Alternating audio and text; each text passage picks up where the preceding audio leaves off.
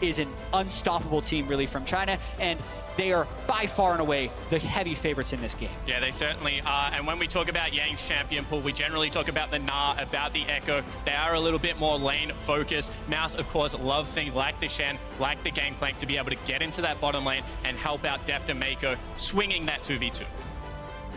Take a look at the bans so far. Jungle pool has been hit extremely heavily. No real surprise when Clearlove is considered to be one of, or if not the best jungler in the 2016 World Championship. Elise, Nidalee, Rek'Sai, and obviously the Jace. Where do we go next? I think that the interesting thing here for Clearlove is he doesn't play the standard champion picks. I mean, he does play Elise historically, but the Nidalee's never really been in his champion pool. He will prefer things like the Kha'Zix, like the Evelynn coming into this tournament. And I think that's what's super interesting to me about EDG's bans right here. I think the 3 most popular junglers that we're going to see at this tournament are already gone, and then it really pushes you towards your secondary preference.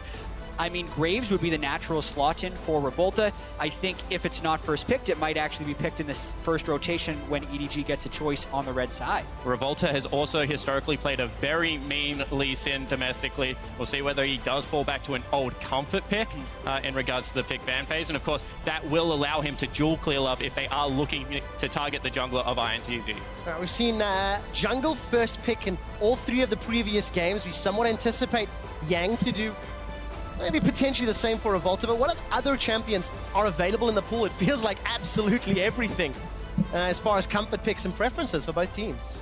Yeah, there is a lot of choice left here, and it really just depends on where you want to try and make your advantages. Gnar was a dominant pick on the 6.15 patch. He has been very slightly nerfed for the 6.18 patch, which we're playing Worlds on right now, and they just keep swapping between these solo laners. There's really no way to predict what they're doing coming into this one because they've had so much off time. Yeah, and the CBLOL, more than many other regions, of course, they had to stop their regular season before the Olympic Games over there in Brazil. So we did see them for IWCQ very briefly. Of course, that's a very quick tournament coming into this one. And Tokka's champion pool was something that was heavily questioned because he was playing a lot of the Swain during the regular split. However, he did adapt well. And I think they're just trying to secure him solid lanes. We saw G2 try and do this against COG in our first match of the day when they picked the Syndra and the Jace both blind into COG. Syndra doesn't have too many negative matchups, so I can't fault them for this pick, but it does give EDG complete choice of what they want to play. And if they pick Ezreal, that's going to be spectacular for Deft. One of the world's best AD carries. I think Free called him the best AD carry in the world earlier.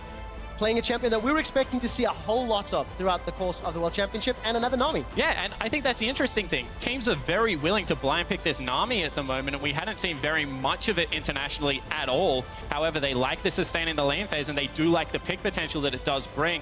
Very squishy between levels 3 and about 7. So see how it works out. I also think the Nami will have some effect against teams that are a little bit more poke heavy, with Jace coming back into the meta and things like Rumble that you want to disengage from. Being able to sustain instead of going back to base is very valuable. Not to mention the Ezreal Nami lane is going to be dominant against most matchups, and it's also where Deft and Mako have made a ton of strides domestically in the LPL, is in the 2v2 lane, so locking down that early is playing to their strengths right off the bat. Certainly one of the more, I guess, dominant 2v2 lanes in the LPL, and Deft is still an Iceborne Gauntlet Ezreal, so you have to watch for that. He hasn't picked up the Trinity Force, still goes very heavily towards the defensive poke-heavy route, and I think that that will be something that, you know, can keep this bottom lane at bay. Well, you have to assume jungler and potentially top lane here, or maybe mid lane for EDG. Save that counter pick for Mouse, seeing as though Yang has already locked in that Syndra. Where are we anticipating these next 2 picks? Yeah, so far ITZ has gotten a heavy amount of pick so far. I feel like if EDG wants to get the most value, they would actually pick Pawn's mid laner right here, and also their jungler, and then probably wait for the last pick as far as their top laner would be concerned, but they do have all the options, and it looks like Vladimir mid, and most likely the Graves. We were expecting to see the Graves actually a fair bit earlier. We'll see if they end up locking it in. Few seconds. It is locked in, so no real surprise. What is that left for Revolta? He hovered Sejuani. I'm not sure I'm a believer. The Olaf, the Zac, I mean, once again, we might see a Lee Sin come out of Revolta. He has been known to play it. Graves is a very big team fighting jungler for Clearlove. I mean, the LPL breaks into team fights a lot sooner than most regions, so seeing him pick up something, you know, they've already got the Vladimir and Ezreal. That is a team composition that they can just put a pure tank in the top lane. Mouse does still play things like the Maokai, and will be interesting to see if this is a pure 5v5 team fight comp coming out of EDG. Yeah, and I'm looking at ITZ's choices here. I'm going to give them the benefit of the doubt that Revolta is confident in his ability to counterpick the Graves jungle, because I feel like he is the 4th best jungler here with the 3 junglers already being banned, so I would have put a higher priority on it. Is he going to be playing Evelynn against Clearlove? Or he's just going to go back to some comfort pick Lee Sin? That makes a little bit more sense. All right, definitely going to play a little bit into the hands of that pick style as well. Decent front line, decent options. Lee Sin rounds out the ITZ team composition. Yeah, it certainly does, and I like the pick here because if you're able to get priority for Yang, set up a 4-1 split and control vision here if you are ITZ, it will be easy to pick on the squishy support that Mako has locked in as the LPL teams go for these deep vision that they don't necessarily set up correctly for. Want to see whether ITZ have the control to be able to set this up. They're going to need a lot of control to do so, but I also feel like EDG is getting pretty much everything they'd want in this draft phase. They very early were able to dominate a good bottom lane. They've been able to counterpick both of these lanes. If they pick the Aurelia into the Gnar, it's going to be kind of a 2-for-1. They're undefeated on Aurelia during the regular season, even though Mouse isn't considered a carry, and it's a favorable matchup into the Gnar. Yeah, and whilst Mouse isn't considered a carry in the LPL, when he was on ADG, of course, another sister team of EDG, this was his go-to pick along with Fizz. So something he's very comfortable on and historically has been very good into the top lane matchup of Gnar. And there we go. Locked in is not going to be the Kled, much to the crowd's disappointment, I am afraid. Gonna have to wait a little longer for that one. I still think we'll see it. I feel the same. In terms of the 2 team compositions, though, kind of options and tools on both sides, but I'm a little nervous about this Ezreal Nami lane and the things that it can do to Ashe Braum during the early stages of the game. Yeah, expect to see a lot of attention bottom lane from EDG, as is customary in their games, but they're also fairly immune to ganks if they do want to push up very hard. The ability to disengage with the Ezreal and the Nami is incredibly high, not to mention they should have a little bit of power in the top lane after Aurelia is level 4 or so on Gnar, because that's when the matchup starts going in her favor. Even though ITZ has a lot of pick potential, I really favor EDG's team composition here. Yeah, certainly do. One thing that you do have to look at, however, is there's no CC coming out of the jungle, and that is where EDG has been domestically so good. At 22 games between Gragas and Rek'Sai for Clearlove, this split puts him very hard in the control jungle focus. Well, luckily for them, they've got a former world champion in Pawn sitting on their mid lane, as well as top lane undefeated Mouse Aurelia. Ladies and gentlemen, you've seen the team compositions. Jump onto Twitter, fire off your predictions, and let us know who you think is going to win. Hashtag ITZWin if you think CBLOL in Brazil can do it, or hashtag EDGWin if one of the pre-tournament favorites and #1 seed from the LPL will do it. Ladies and gentlemen, we're in Game 4 of the 2016 World Championship. And believe me, quick shot, this does not feel like Game 4 for EDG and ITZ. This is their first game on the international stage for them in this group. 7th and 8th teams we've seen today, and so many first impressions will be made off of this game. And this has to be a statement game for the LPL, going up against a wildcard team in INTZ, one of the better wildcard teams. However, with past disappointments, the LPL has to hit hard. Yeah, you talked about that, and LPL's best jungler Clearlove and Revolta are going to be the focus of our alternate stream. Go check that one out on Riot Games too. And, you know, we've heard from Revolta in both the pre-game video as well as Legends Rising, talking about going up against this squad. And for ITZ, they've got to show up. Now, early trade, going to follow this one. Supportal combat, and Mikau turns his attention to Mako. I'm not going to enjoy that later in the game. Mako's going to be able to get away. Got a ton of biscuits, got a heal, and just an early trade. Yeah, I think EDG actually comes out slightly ahead on that one. Love them flares. The flare coordination is strong in these ones, but as you can see, they only lose a little bit of mana on Mako, but Meanwhile, Macau and Jockster would have to use health potions if they want to start lane with full health. And this is one thing that EDG has done very well historically. They do not like trading camps. They want you in lane level 1, protract that level 1 period for as long as possible, especially with something like the Ezreal that has so much lane priority at this stage of the game. And I also think for ITZ that they couldn't actually have gotten much more unlucky as far as who they have to start this tournament with. We already saw Albus Nox Luna up against the Rocks Tigers earlier on today, and even though they actually had a spectacular start, they were swiftly dispatched later in that game. And it's technically the same matchup here. You have the #1 seed from a major region in the LPL, and now you have the CBLOL trying to go up against them in their very first game. And Albus Nox Luna and ITZ look very similar in the wildcard tournament. Yeah, they certainly did. I mean, ITZ did win the head-to-head in that tournament, so you have to say slight favorites there. However, the punishment continues in this bottom lane. Oof. To be expected, though. Big wave shoving in. We'll see how Macau and Jockster farm up under the tower. And talking about those expectations, INTZ, are they going to show up better than they did at IWCQ or leading into the Worlds qualifiers? And play maybe, big damage on Macau. Yeah, and they don't have much time to find their footing, because immediately Deft and Mako are already putting as much pressure as possible on this bottom side. And the only way you would be able to stop this is if Revolta had done a very modified path to rush level 3 and then go for that gank. But he's not there, and Clearlove is actually going to get river control. So Macau and Jockster are completely on their own. To Revolta's credit, he did start Gromp and go straight into a red buff. I think he was looking for the bottom lane gank. However, when you lose a lane that hard and the minion wave is so huge, you just can't go down there. And Clearlove also started on a main camp and changed his jungle pathing to match it. So both junglers, very good start to the game. We also do have to point out, though, Yang versus Mouse, the early matchup in that is slightly favorable for Gnar when he's in mini at the start of the game, and then it swings back to Mouse around level 3 or 4. He had stacked up a giant wave, and now Mouse is pairing it up with the turret, but if there could have been jungle pressure there, it would have been an opportunity. There's going to be jungle pressure in the mid lane as Tokas gets jumped on. Clearlove comes in. Very nice good scatter of the week, and Tokas gets rid of Clearlove. Not even a summoner spell blown. Yeah, it was a good scout of the week, but I actually think it was a better Q by Clearlove. A lot of times you'd expect the immediate detonate to try and go off the wall, but he actually angles it to the left and got the return on Talkers. Feels like a little bit of tension here. Revolta spots Clearlove running into his jungle, decides not to engage. No summoners blown, and Talkers just under pressure from Pawn. Pawn goes in, Tides of Blood, looking for more damage. I was anticipating a dive, but it's way too early, way too aggressive. Pawn's too good of a player to go for that one. And this is something we expect out of the CBLOL teams. They're not trading aggressively. As we said, they are a slower paced team. They're showing a lot of respect. You could see that Revolta didn't want to go over the wall and challenge Clearlove. Talkers just sees lane control over to the Vladimir in this situation. Instead, they're looking for a play top lane, and this is what we expect. You know, nice and slow, get behind Yang. See if they can get ahead. Mega Gnar's about to pop. Now still has flash available, and Clearlove's nearby, so this could get risky. The wave is in a decent place for this if they are trying to bait Mouse in. Look at this, the stomp comes down, a wallop forward. Mouse is taking a lot of damage, down to 300 hit points, but Clearlove shows his face. Revolta and Yang, they decide to peace out. End of the line, not gonna get bounced against the wall, and still no kill. Look at the damage on the bot lane.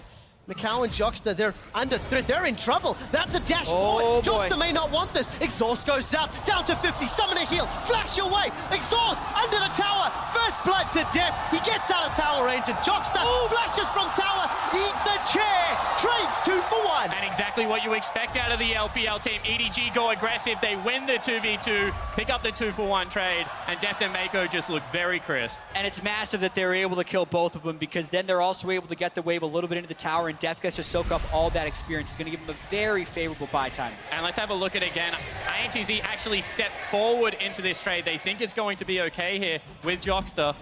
And I think they decided to go aggressive because they were worried about being out-sustained, but they just completely misjudged the damage right here. Deft is so deftly able to go outside the minion wave and get his Qs through it to be able to hit Macau with all of his harass. So really just well played by Deft and Mako. Going in for that final kill is actually worth it because it denies enough the experience and still gives the assist gold over to Deft. So just well done across the board. 30 CS to 40 in that bottom lane. Macau and Jockster, no summoners. Although it is equaled by Deft and Mako as well as the Tia Machine. So going to go for that Iceborne, the old school blue build that you were talking about during Picks and Bans, Spawn. Yeah, it certainly is. And you can see that's a dream verse buy here because you're able to get all of the flat mana out of the tier. as the ITZ and CBLOL region showing how much they really do love this squad. To be fair, I'm not fully aware China is on the Twitter train, so that could be why the vote is. You get out of here with that logic, Flickshot. But it is amazing how much support and honestly pressure INTZ are going to be under, because they're not really the most favored team when you look at the CBLOL region, and they've got a lot of fans that they have to live up to, because Brazil, they won a game 2 years ago. They won 2 games last year. That means the pressure's on to get 3 this year. Exactly. The last thing you want to do is regress, but they've been placed into a pretty difficult group, and this is the most difficult team in the group. They have to play right off the bat. Well, look at this. Macau going trading in a 1v2. Decent amount of damage to Deft, but the sustain will be up. Revolta's here. He's got those summoners. Oh, he's solo. Oh, this is going to be trouble. Deft, that's a flashboard from Revolta. Deft is down. Mako gets taken out by the resonating strike. INTZ get 2.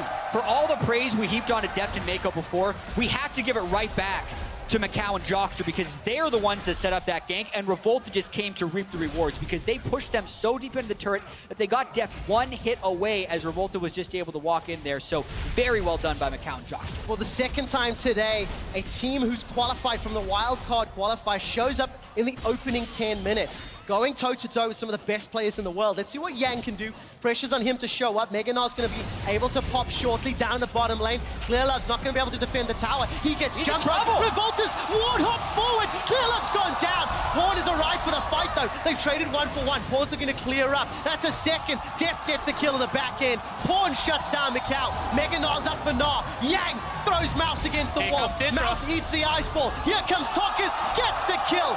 Trading back and forth. It's a 2-for-3 at the end of the day. And INTZ cross-map completely outplay EDG. It's a 3-for-3 trade, but they get the first blood turret. Then top lane, Tokas comes in and saves Yang. This is a very good start to game 1. Yeah, so much for a slow-paced game right there. A 1,000 gold advantage for INTZ, who plays extremely well when they have a lead in these games.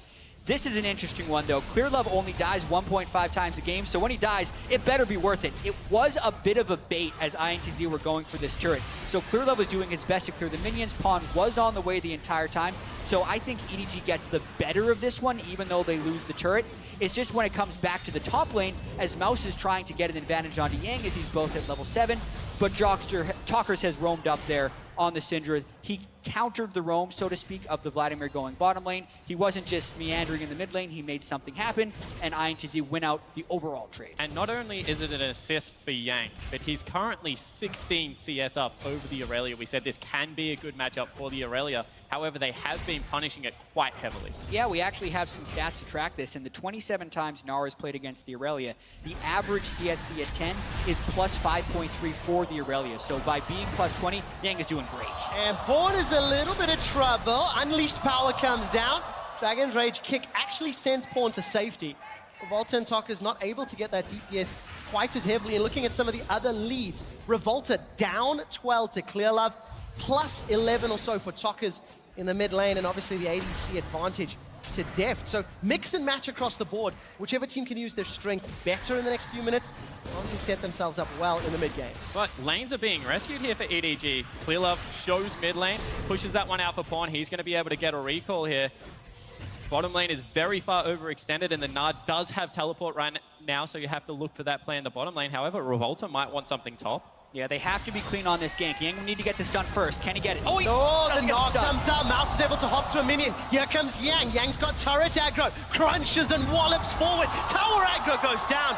They end up trading 1-for-1, and Revolta's putting damage on the tower. Because of the assist gold, INTZ will get more in that trade, but the question will be about the loss in map pressure. Since Clearlove is back in base, I think that's still okay despite how well Mouse played the game. Not only the map pressure, however, now the CS discrepancy is 32 at 10 minutes into this game. Yang is completely punishing Mouse at this stage. And you have to step back. Revolta 2-1-2. He hasn't played Lee Sin since the International Wildcard Invitational before MSI. It was a win against the Saigon Jokers. And Revolta's showing up. Multiple ganks, multiple lanes, and he's making his presence felt against EDG. ITZ have got a 2,500 gold lead. Which is actually a little bit insane when you think about what was happening in the other game between ANX and Rocks Tigers. EDG have to be able to pull themselves back from this. Spawn, you mentioned earlier, the branding of their league was victory or nothing. They're the undefeated team from the LPL. If they came in and lost the first game of Worlds to a Pool 3 seed, that would be disaster for their mentality. Yeah, it certainly would, and you have to think about how easy these comps are to execute in the late game. Pick versus heavy team fight and control. It is so much easier for INTZ when ahead to be able to set up the map correctly. So you feel that if EDG aren't able to get some turrets down, this game could quickly get out of hand. Well, that's exactly what INTZ want to do. The Rift Herald is going to help out Yang, putting a lot of damage down onto the eye. Looking at the minimap, there's no vision and no threat of any sort of contest here from EDG. And if there was ever a signal that Yang leading with the Eye of the Void, this is going to be it. I'm a little bit surprised he actually rushed the Black Cleaver instead of the Frozen Mallet, especially against the Aurelia, since the lane is fairly long, he'd be able to chase him down. But getting the Rift Herald is just going to continue his dominance in that lane. Taking a look at some of the items. Some breakpoints here for Pawn and for Deft. Deft on your screen. Iceborne completed that Frozen Fist. Pawn's going to start working towards some AP. Got that Spirit Visage completed. Tower number 2 will fall now in favor of EDG. Sorry, tower number 1. As it's INTZ, they've got themselves 2 towers. A slight slowdown in the pace. Revolta's going to steal this red buff. Look at all the vision around it. Yeah, they're kind of trading map pressure right now, and EDG is trying to make something happen on the bottom side. I wouldn't be too surprised if EDG just feint back and take the Drake as far as the Mountain Drake is concerned, but Mouse has to be very careful here. I don't even know if he could defend this turret. Revolta just walks up to it. Yeah, it's what they give up in response, and so many times EDG has done this in the LPL where they just give over top side of the map, and Yang wants Mouse. Oh, he got him! Got to find him! The stun! The wall! The pin! Mouse gets knocked backwards! Revolta plays pinball and gets the hat-trick in the game! We said if there was a place to attack EDG, it would definitely be in the top lane against Mouse. 38 CS and 3 deaths later, it's happening. Well, Tokas is going to eat a Hemoplague. Jockster and Macau come up. Looking at the minimap, support is coming in for EDG, and Jat coming into the tournament. Mouse had one of the lowest CSDs of all top laners, and you just hit on it again. Mouse is falling further and further behind. That early advantage that Na had in the lane setup is pulling further ahead. Exactly, and Spawn got to cast so many of Yang and Revolta's games in IWC, and they were really good as far as a duo is concerned. This was just a great kill. Yeah, it certainly was, and I guess Revolta even gets to put a little bit of the style on here, kicks him back into the car, follows up, easy kill there. But this is just a, I hate to say it, worrying trend right now for EDG, because top lane is an area we thought would be attacked against this team. However, their bottom lane has not been as dominant as we would have expected going into the game, because even though Yang and Revoltas are the superstars of the ITZ lineup, you have to say that Macau and Jockster, even at IWCQ, was a part of the map that was attacked. Yeah, and you kind of almost have to suspend your belief here and wait for the other shoe to drop, because you don't expect INTZ to actually beat EDG, but the longer this happens, the more the possibility becomes real. We're 14 minutes into the game here, and they have a 3,000 gold advantage over EDG. If you track their gold advantages throughout all of their games in Brazil as well as the wildcard qualifier, they are 20 wins and 1 loss with a 1,000 gold or more lead at 20 minutes. So obviously the level of competition is different here, but it's actually becoming a real possibility that they take this game. Out Pawn. Oh, get timing! So good from Macau. Glacial Fisher, however, is just a tad to the wrong angle. Well, you need damage on Hash if you're going to be able to kill Pawn's Vladimir, who's got a pretty tanky build so far. Yeah, it certainly has, and maybe just a slight miscalculation there from Jockster, was looking for the follow-up. However, the impressive thing for me out of INTZ is we're used to seeing wildcard teams explode with kills in the early game, but they've transitioned all of them into 3 turrets, and that's where the majority of their gold lead is lying right now, as well as that Rift Herald. But coming into the tournament, the expectation was that the CBLOL as a region were becoming more and more strategic. Low kills per minute, you touched on that in our pre-game Spawn, and INTZ, somewhat famous in CBLOL for playing the map, playing the macro. Yang and Revolta, they're looking to double team Mouse. This time round, the stun, the kick, Mouse may as well play pinball. He's gonna go down, the boulder toss finishes it off. And he is getting no help, and EDG isn't able to make plays happen anywhere else on the map. They did pick a high CC composition. They didn't pull ahead in the laning phase, so they're actually running out of options. Oh, Mako's in trouble! Talkers unleashes the damage for INTZ's 9th kill. And EDG across the map is just falling apart, and I do think it is that point on the CC. Normally this is Clearlove's part of the game where he'll be setting up ganks on something like the Rek'Sai, like the Gragas, but on this Graves he's just been hard farming, and even though he's got a slight CS advantage, that's not enough against a 3-1 and 3 Lee Sin. Is this where you start to believe? Is this where you look at Yes. INTZ? 5,000 gold and exceptional double team plays just like this one. And I think that's what it is, the execution. They're able to revisit a lane. They set up the gank one more time beautifully. They even get the flash out of now So without good. having to burn anything themselves.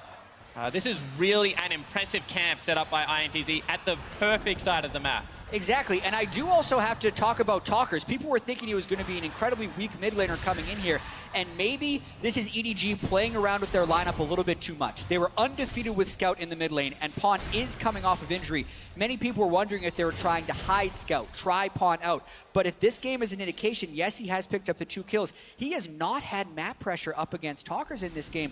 I love the first pick Cinder that they've been able to get for him. It's had priority. And EDG do not look very coordinated through the first 17 minutes. One thing on the Pawn point that you do have to point out, I guess, is the fact that he's played 40 games of solo queue, so the injury is not an issue right now. And they played him 5 times during the regular season where they only lost 1 game. So EDG is definitely practicing this lineup, not willing to give them the excuse. Right now, they're just being outplayed. No doubts about it. Can INTZ keep it up? Because we've seen these guys, we've seen, you know, teams of this caliber fall apart in the mid to late game. It's closing games that matters. But with a 4,000 gold lead, with 3 towers to 1, with map control and very good vision, INTZ have got the recipe for success. Yang gonna take down this tower shortly. I don't think Pawn can defend it. 1 or 2 more autos. And there we go, Pawn's forced to back away. This is going to be the 5th turret for INTZ. Their gold lead is only getting bigger and bigger. Deft is going to have to do some wizard work in this game. Iceborne Gauntlet Ezreal's can carry it, and we were thinking, everyone we talked to say, hey, if you give Deft Ezreal, it's over. It's a free win for EDG, but even if he wins the lane early, even if they pick up 2 kills in the 2v2, it doesn't seem like it's necessarily that much. 6,000 gold spawn, 18 minutes in. This is absolutely massive, and the game is going to have to be very protracted at this point. I mean, Lee Sin technically does fall off in regards to damage, but so does Aurelia the later the game goes, not really going to be able to get any assassinations. And when you have the control in the teamfight, the Braum, the Syndra, it is just so hard to continue this follow-up damage. INTZ right now are just set up for so much success. We're approaching 20 minutes into the game, and the jaws are on the floor here in the Bill Graham Civic Auditorium in San Francisco. I cannot believe that we are witnessing a Brazilian squad with a 6,000 gold lead against the LPL's #1 seed. Let that sink in for a second. Now the pressure is on. Infernal Drake is up. Vision control in favor of INTZ, and they're going to start this one off uncontested. And you just have to let it go. I mean, right now, if you are EDG, you are playing for 35 to 40 minutes plus in this game to be able to catch up. That was close.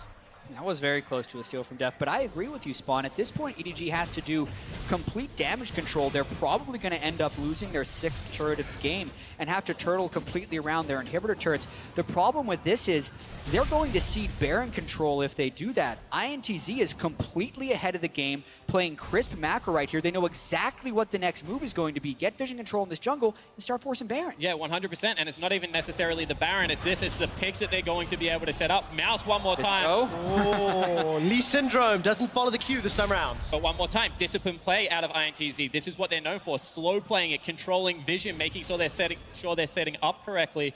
And EDG, if there's a criticism of the LPL region as a whole, it is their macro play. And maybe they do get impatient, try and face check this and not get vision back. Well, for EDG, that would be disastrous. Yang gets jumped on, taking a good itemization. A couple of big spikes being picked up. Mikau has had that eye edge for a while. Rylai's getting closer, I believe, there for Talkers. He's got himself that needlessly large rod, Giant's belt. 2 item spike for Deft as well as QSS. That is very important. Blue build Ezreal only comes online really 2-3 items. And this is where Deft is going to have to play magnificently to make up for the 6k deficits. Yeah, roughly 20 to 21 minutes is when he's going to turn on, especially if he gets the Muramana transform in that. But what is that actually going to do with the 6,000 gold difference, especially if INTZ continue to rotate the way they have been? Ashe doesn't do as much damage late game as she did on the 6-15 patch. Syndra is a pick-focused champion who does fall off a little bit in teamfights if you can get on top of her. So these are the things that EDG is going to try and rely on. But the gold lead is so big right now. And you have to see how EDG is currently farming. They're giving Mouse priority on the side wave, and the Vladimir and Ezreal are actually sharing mid lane farm. So we keep saying, you know, once they get the items, they will be able to come online, but that is going to be so delayed, just given how they're currently playing the map.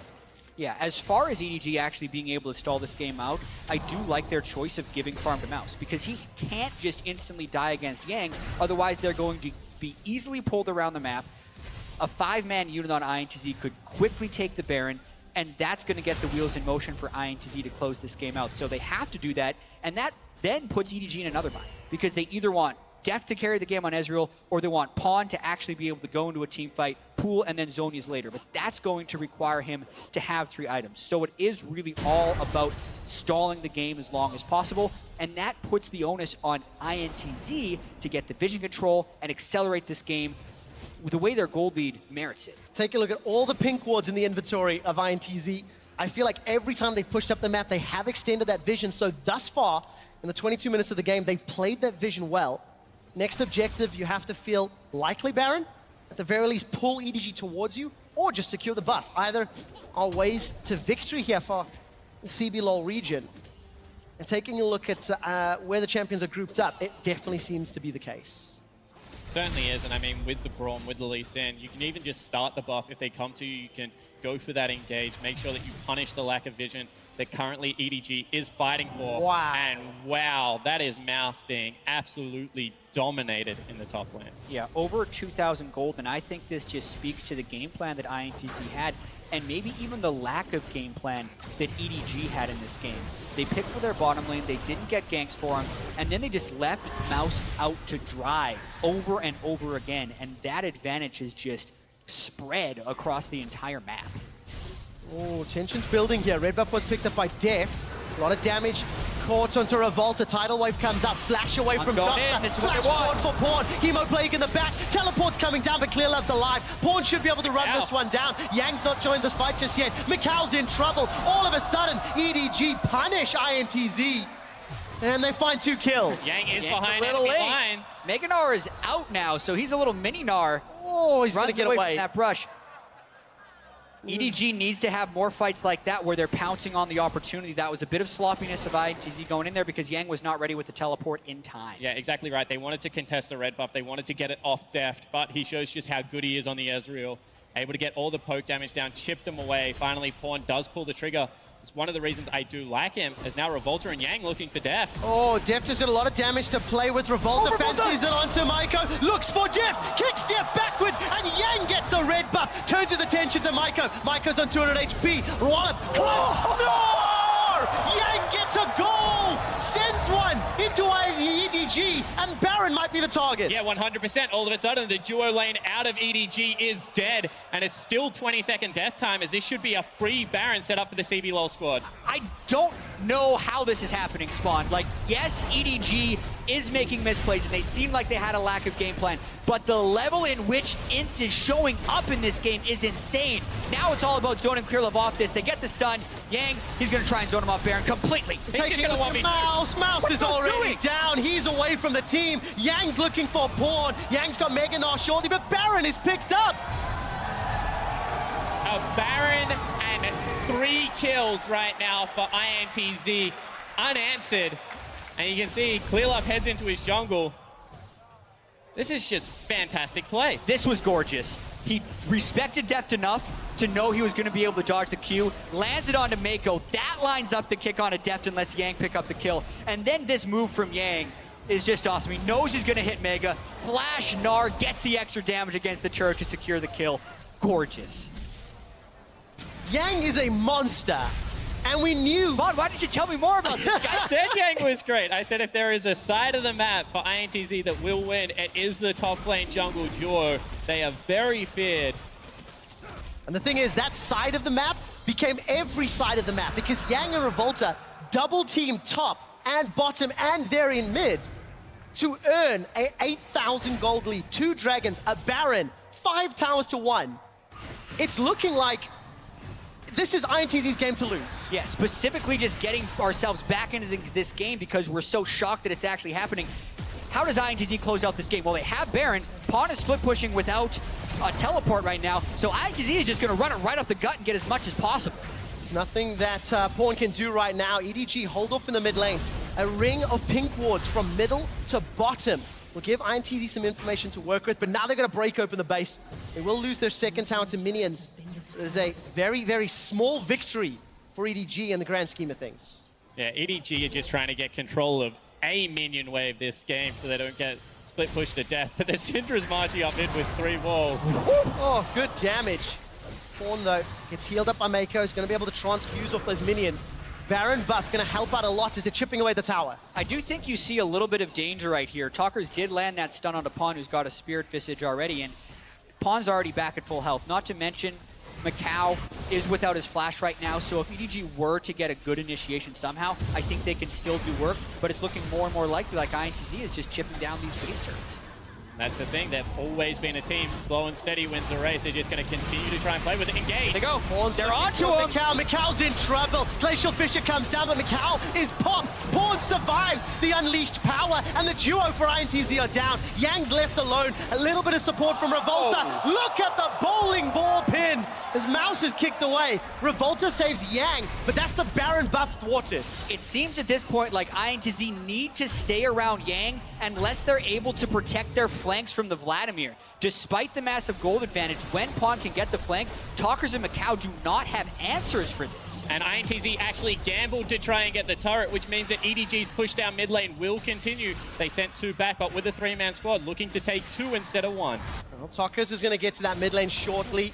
Throws out some of those spears. That at least saves the inner turret. Yang gonna run into a 1v2. He's in trouble now. Flash and GA is available. Meganar comes up. Good stun. Yang wants to turn it around. Ooh. He does it. Now he's looking for Pawn. Remember, Yang can come back. GA is up. It's now a 1v2. Surely he can't do this one. Jockster's running from the river. 1v4. And Yang gets shut down. And they give it over to Deft.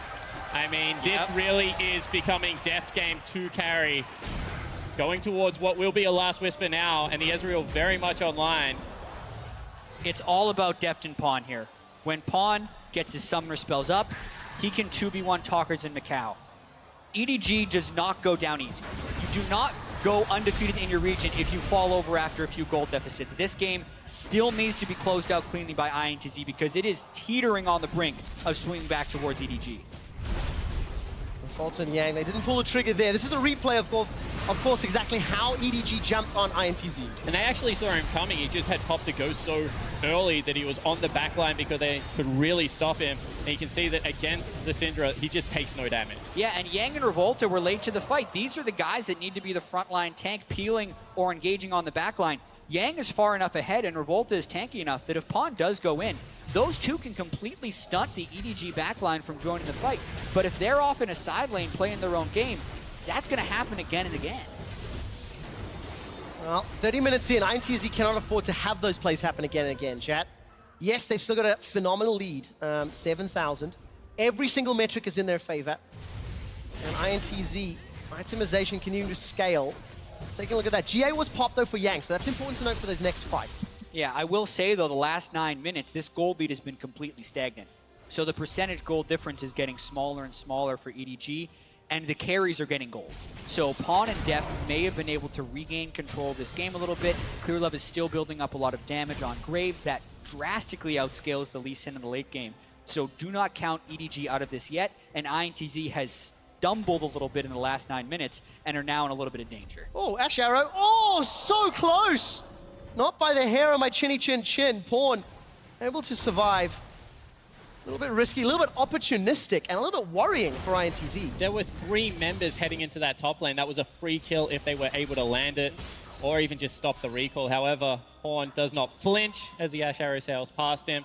The rest of EDG was actually on the bottom side of the map trying to secure that blue buff. They've given it to Deft. Now, I just want to go back to this. Every single resource that is possible is now being handed over to the Ezreal. Yeah, it's abandoning Mouse Their strategy, if Mouse gets left in a lane with Yang, is to immediately engage for a 4v4. It works. They can speed up the Vlad with the Nami a little bit. He also has Ghost and Flash back off of cooldown. And ITZ need to proceed with extreme caution. I think if they do win a fight, since we're 30 minutes into the game, they can still close it in for victory. And I didn't think I'd be saying this 30 minutes ago, but really both teams are one team fight away from being able to take this game. Taking a look at some of the vision on the bottom half of the map. INTZ around Ocean Drake in 30 seconds, Baron in 36. Vision favors INTZ, and you can see them trying to set up the sort of death bush. Maybe not the straight-up team fight that could secure the victory, but a pick into an objective is another option. And I think that's what they need to go back to. Whilst they've been fighting in lanes, it hasn't gone their way. Pawn's been able to get a couple of flanks. However, you can still see the vision that INTZ has been able to set up around an objective. You would expect EDG to once again cede control over the Ocean Dragon. That'll give 3 over. A pretty powerful Elder Drake will come out of INTZ at some point in this game, you would expect. The respawn timers are getting a little dicey. You can see that ITZ is already sending 2 of their strongest players in Yang and Revolta up towards Baron to do that. I think it was well executed Ocean Drake right there. That means they'll have 3 Elemental Drakes by the time the Elder comes up. EDG also traded that for vision control in the Baron area, so still plenty to see. See how well INTZ can bounce back. They've got a couple of pinks in the inventory. Execution is calling for Mikau as well. It's going to do wonders against Pawn and Mouse once they get into those extended fights. But as it stands, again, that percentage gold lead growing smaller and smaller. EDG getting tankier, getting more damage.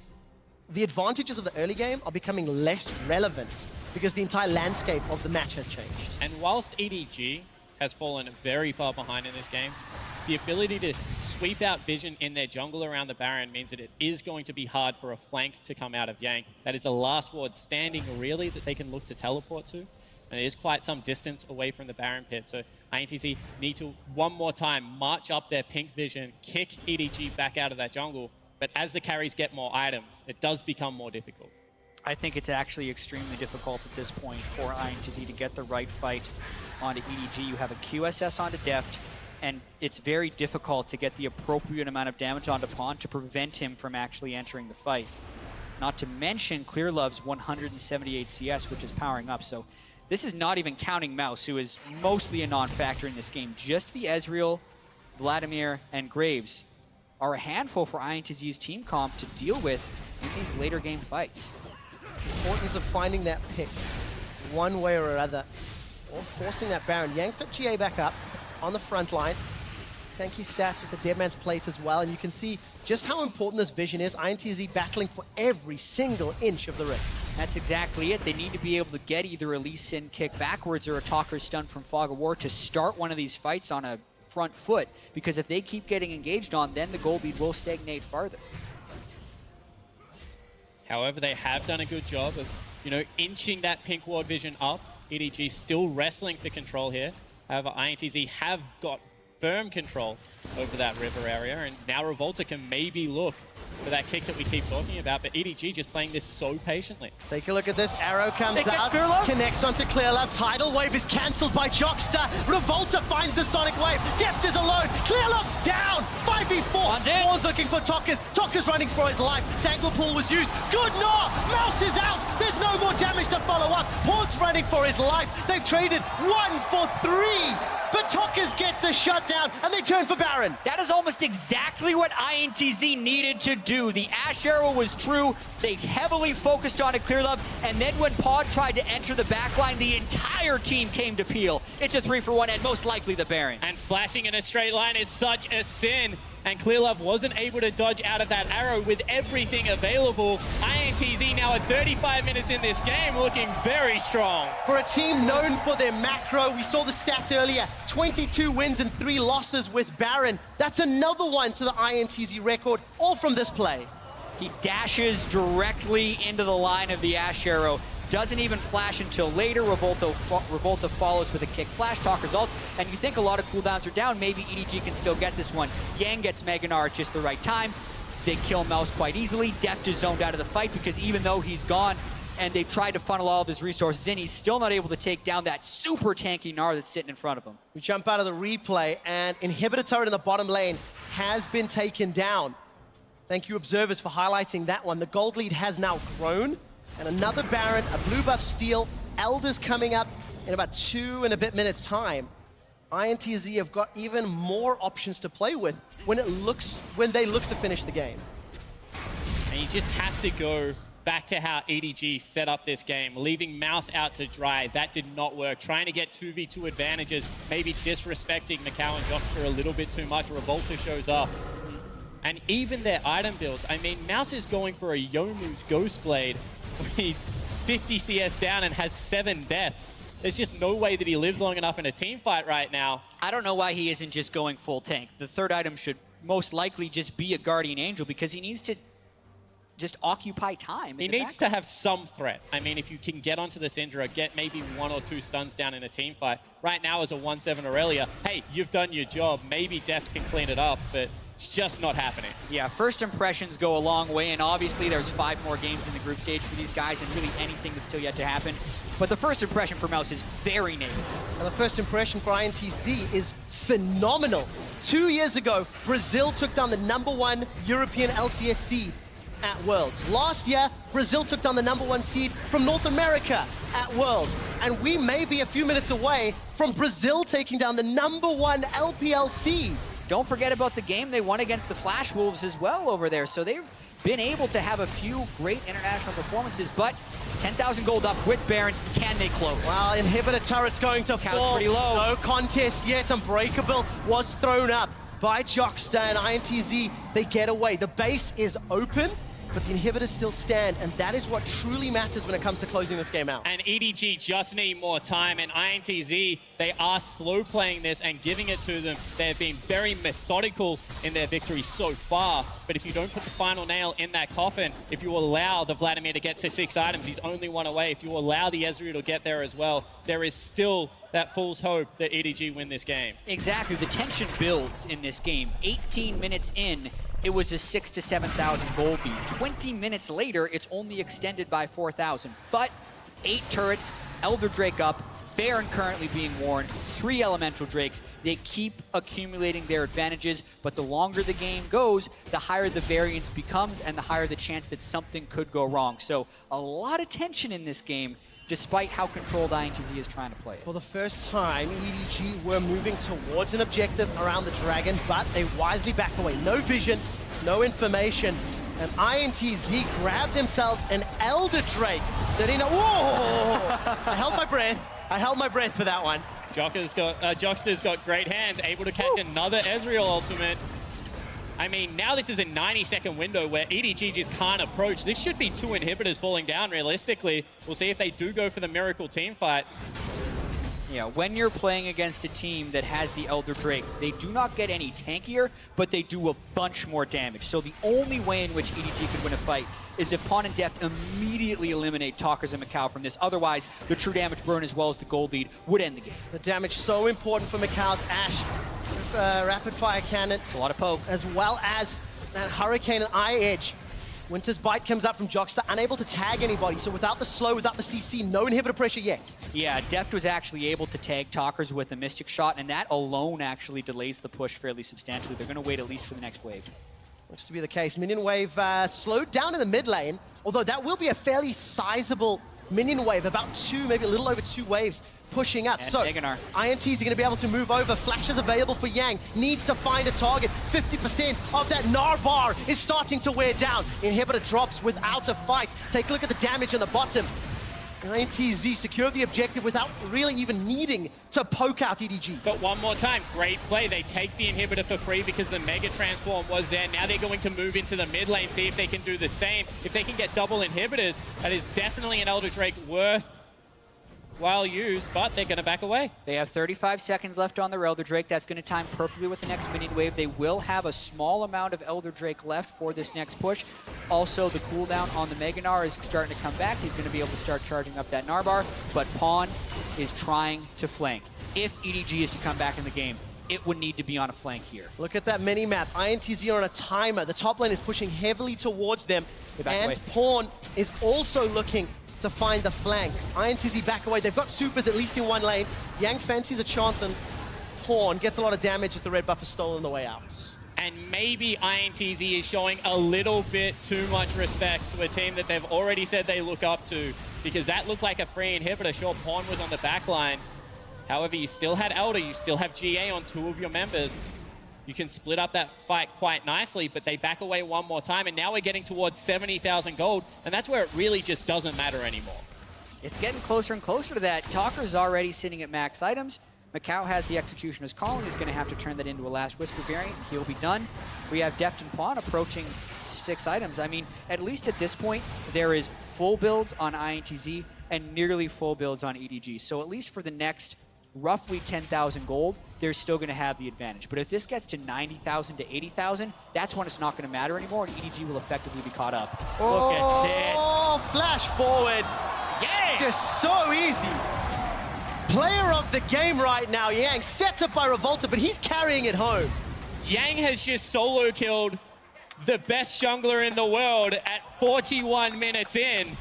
But also, you have to wonder what the best jungler in the world is doing there. That's why he's there was split quotation pushing marks. the inhibitor there. He's trying to keep the minion wave at bay, but they do not have vision. EDG is out of sorts. Deft got stunned. Oh, Ash Arrow finds They him! got him! Deft is down! Revolta's looking for more, doesn't use the Dragon Blade, does this time round. Deft gets caught, unleashed power onto Mako. ITZ, they may have done it! They've got a 4-on-2, and they're looking at the Nexus. 19 kills to 12, 42 minutes. It seemed like it was stretching out, but this is gonna be it. San Francisco is going crazy! Brazil scored the biggest goal of the tournament so far! They're taking down the LPL, and Brazil has done it!